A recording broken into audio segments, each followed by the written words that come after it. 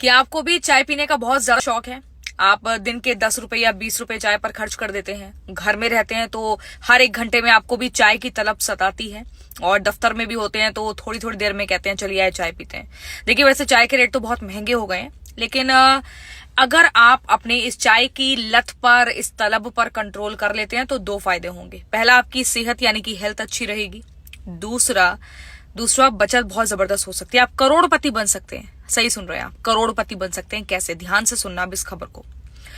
अगर 10 रुपए की एक चाय आप बाहर पी रहे हैं और दिन की 2 चाय आप पी रहे हैं, यानी कि 20 रुपए खर्च कर रहे हैं। मैं एक बहुत छोटा सा आपको एक अनुमान बता रही हूँ। 20 इंटू 30 यानी कि महीने का आप 600 रुपए सिर्फ चाय पर खर्च कर रहे हैं।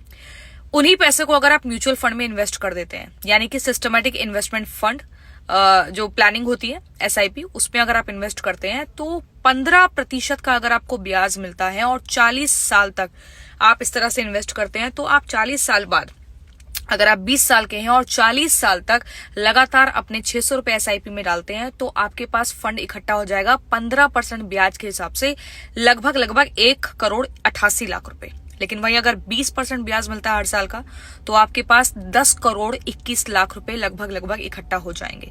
एक चाय छोड़ने पर आप करोड़पति बन सकते हैं। तो मेरी इस बात पर विचार कीजिएगा, और कैसा ये थॉट लगा कमेंट में बताना।